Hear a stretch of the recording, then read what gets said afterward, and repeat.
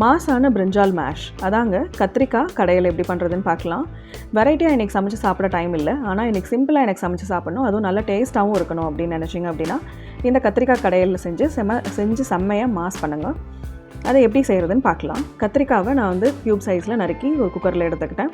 2 தக்காளி பொடியாக நறுக்கி எடுத்துருக்கிறேன். சின்ன வெங்காயம் ஒரு கைப்பிடி அளவு உளிச்சு எடுத்துருக்கிறேன், அதையும் சேர்த்துக்கலாம். மிளகாத்தூள், மல்லித்தூள், மஞ்சத்தூள், கொஞ்சமாக உப்பு, இது எல்லாத்தையும் சேர்த்து நம்ம வந்து ஒரு அரை டம்ளர் அளவு தண்ணி ஊற்றிக்கலாம். ஒரு 250 ml டம்ளரில் ஒரு அரை டம்ளர் அளவு தண்ணி ஊற்றி எடுத்தோம்னா சரியாக இருக்கும். அதில் 3 விசில் வச்சு நம்ம வந்து குக்கரில் வேக வச்சு எடுத்துக்கலாம். இந்த தண்ணியை நிறுத்த வச்சு நம்ம வந்து மத்து போட்டோ இல்லை கரண்டி வச்சோ நம்ம நல்லா கடைஞ்சி எடுத்துக்கலாம்.